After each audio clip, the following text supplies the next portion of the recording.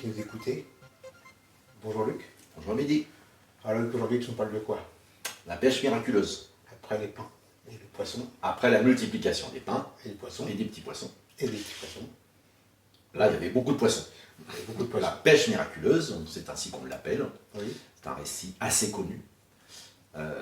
Comme Jésus se trouvait auprès du lac de Génézareth, ou de Galilée, et que la foule se pressait autour de lui pour entendre la parole de Dieu, il vit au bord du lac 2 barques, d'où les pêcheurs étaient descendus pour laver leurs filets. Il monta dans l'une de ces barques, qui était à Simon, et il le pria de s'éloigner un peu de terre. Puis il s'assit, et de la barque, il enseignait la foule. Luc, j'ai déjà une question qui me vient. Où se trouve Génézareth? Alors, Génézareth, c'est au nord d'Israël, donc c'est le lac. Le Jourdain traverse le lac, Oui. redescend jusqu'à la mer Morte. Le lac de Génézareth, donc on appelle aussi le lac de Galilée, Génézareth, Galilée, Oui. c'est la même chose. Et il est poissonneux.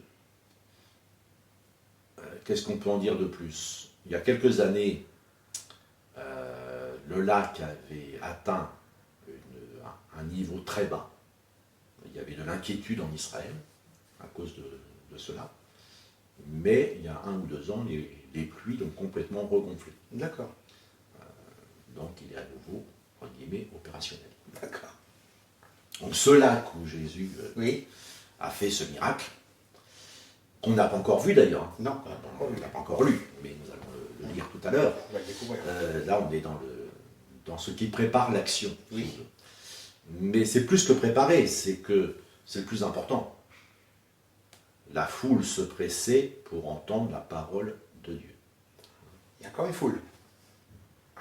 Alors, oui, peut-être c'est le moment de préciser une chose aussi. Le mot foule est un mot, il y a des mots comme ça dans la Bible. Montagne. Montagne, ça peut être colline. Oui. C'est le traducteur, il met montagne. Mais Ça peut être une colline. pour quelqu'un qui a l'habitude du Mont Blanc, il va trouver que c'est Oui. une bien petite montagne. Oui. C'est Voyez. sûr. Donc, c'est peut-être une colline. C'est pour ça qu'on dit le sermon sur la montagne ou le sermon sur la colline. Ta question, c'était La foule. la foule. Voilà. Alors, la foule, 100 personnes dans certains contextes, c'est une foule. Bien sûr. Dans d'autres contextes, il faut plusieurs milliers de personnes pour faire une foule. C'est vrai. Donc, c'est pas parce qu'on a le mot foule Qui a que ça vraiment- veut dire qu'il y a des milliers de personnes.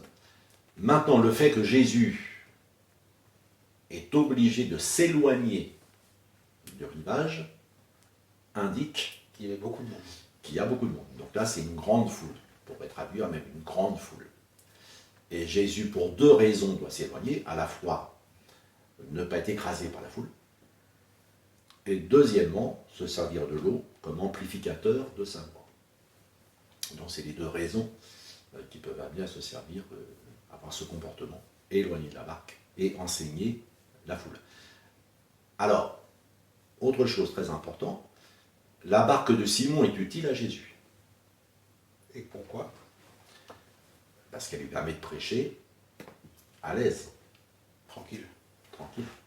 Mais la barque de Simon n'apporte rien à l'enseignement de Jésus. C'est vrai. Et nous devons être très prudents. Certains se vantent parfois ou se gonflent. Jésus a eu besoin de moi, si je n'avais pas été là, s'il n'y avait pas eu ma barque, s'il n'y avait pas eu ma voiture pour amener l'évangéliste, C'est vrai. s'il n'y avait pas eu mon avion pour qu'il traverse l'Atlantique, si j'étais pas là, s'il n'y avait pas mon argent, mes offrandes Ouais, pour ouais. l'Église, s'il n'y avait pas ma voix pour bien conduire les chants, etc., etc. Oui, nous pouvons contribuer à l'œuvre de Dieu. Et Simon, en prêtant sa barque, contribue à l'œuvre de Jésus-Christ. Mais la barque de Simon ne change pas d'une lettre ce que Jésus va dire. Et les gens ne sont pas venus voir la barque de Pierre, Simon qui deviendra Pierre, ils sont venus écouter Jésus. Bien sûr. Ils n'ont pas regardé, d'ailleurs on ne le sait pas, est-ce que la barque était peinte en bleu, en rouge, en orange, en vert, on n'en sait absolument rien. Il y avait une barque, c'est tout ce que l'on sait. Donc faisons très attention. Dans notre contribution à l'œuvre de Dieu, le plus important, et on a vu dans l'émission précédente, méfiez-vous du levain, de l'enseignement des pharisiens. Il faut être hyper scrupuleux, avec soin, sur ce que Jésus a dit, et ne pas le déformer en aucune manière. Maintenant, c'est un honneur de contribuer à ce que ces paroles soient connues, diffusées, et c'est ce que Simon a fait, en prêtant sa barque. Lorsque Jésus cessait de parler, il dit à Simon, « Avance en pleine eau, et jetez vos filets pour pêcher. » Oui, je suis tellement dans la parole de Dieu, là. « Et jetez vos filets pour pêcher. » Simon lui répondit, « Maître, nous avons travaillé toute la nuit sans rien prendre, mais sur ta parole, je jetterai le filet. » Et là, il y a un jeu entre la parole et ta parole. Oui. Donc il y a la parole que Jésus enseigne, elle est valable pour tout le monde. Quand Jésus enseigne, si vous ne pardonnez pas ceux qui vous font du mal, votre Père Céleste ne vous pardonnera pas non plus. C'est un enseignement qui vaut pour tout le monde. C'est la parole. Quand Jésus dit « Celui qui croit en moi a la vie éternelle », c'est la parole. Elle est valable pour tout le monde.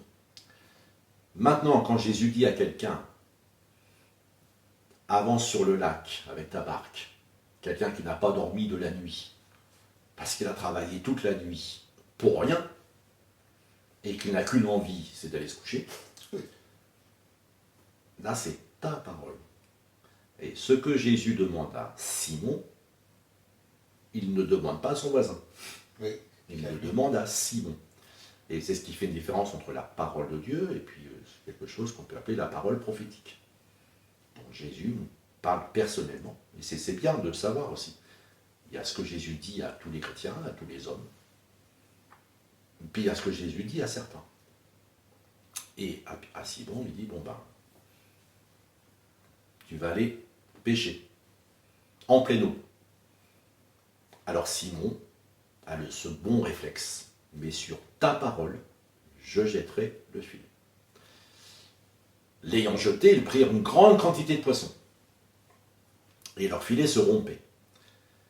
Ils firent signe à leurs compagnons, qui étaient dans l'autre barque, de venir les aider. Ils vinrent et remplirent les 2 barques, au point qu'elles enfonçaient. J'ai une question qui me vient par rapport, tu disais, la parole. Quand on écoute le récit que tu viens de lire, c'est Jésus, c'est la parole. Simon, il obéit à la parole, et avec cette obéissance, derrière, bénédiction. Tout à fait. Tout à fait. Quand on obéit à ce que Jésus nous demande, qu'on est sûr qu'il nous a demandé, hein, pour ça il faut être sûr. Oui, voilà. Parce que parfois, il y en a qui font de l'auto-persuasion. Tout à fait. L'auto-persuasion, ce n'est pas entendre une parole de Dieu. C'est vouloir inventer une parole. Mais quand vraiment il y a une parole que Jésus nous donne, alors, oui, si Jésus nous dit, c'est qu'il veut faire quelque chose. Et comme Jésus ne fait que des bonnes choses, tout à fait. C'est forcément quelque chose de bon. Mais vous voyez que le récit est préparé dès le début. Il y avait 2 barques. Oui. Donc il y en a une. Jusque-là, le récit s'est intéressé à la première barque. Mais maintenant, on voit l'utilité de la deuxième. C'est que une barque n'était pas suffisante pour engranger le poisson. On peut dire qu'il y a de l'entraide quand même. Alors il y a de l'entraide. Alors c'est là que je voudrais insister sur ça, justement. Alors d'abord, j'ai mis une petite blague là. Toute la nuit, les poissons jouaient à cache-cache avec les pêcheurs. Mais ils ne peuvent pas jouer à cache-cache avec Jésus. Ah non, impossible. Et j'en profite pour dire, il y a des personnes, on en parle de Dieu, elles jouent à cache-cache. Oui, c'est vrai. Elles font les anguilles. Mais quand elles rentrent chez elles toutes seules, voilà. elles ne peuvent pas jouer à cache-cache avec Dieu. Ah non. Alors s'il y en a qui sont dans ce cas, cessez de jouer à cache-cache. Mais mettez-vous dans l'honnêteté, la vérité devant Dieu, dire j'ai besoin de ta grâce, j'ai besoin de ton amour. Exactement. Bon, ça c'est une chose. Mais Jésus a multiplié les poissons. Et ne pas partager, ce serait s'enfoncer. Tout à fait. Donc oui, ils ont partagé, mais c'était ça, ou perdre la cargaison, voire pire, perdre le bateau lui-même. Tout à fait. Tout perdre. Ils se seraient enfoncés au fond du lac, et d'un miracle que fait Jésus, ils auraient tout perdu par avarice. Et je fais le lien avec ce qu'on a vu l'émission précédente. Les restes de pain, Jésus a multiplié, il y a eu des restes. Jésus multiplie les poissons, il y en a trop pour celui envers qui Jésus fait le miracle.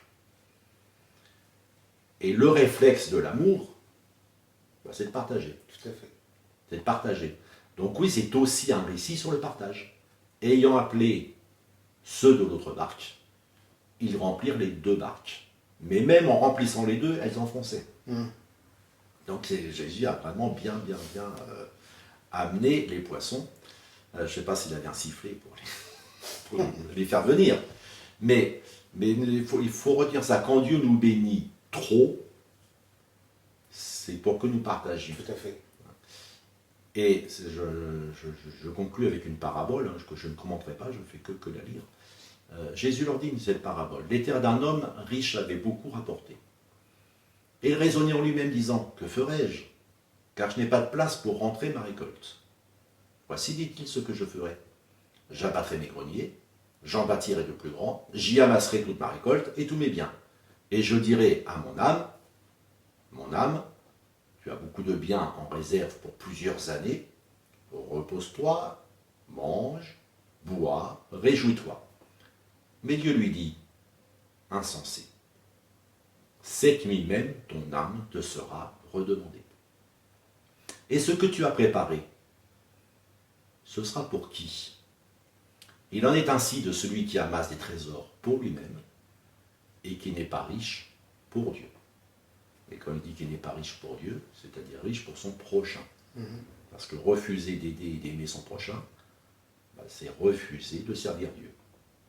Alors comme on dit, à bon entendeur, salut. Merci Luc pour toutes ces explications. Je te dis à la semaine prochaine Luc. À la Au semaine revoir prochaine. et que Dieu vous bénisse à la semaine prochaine.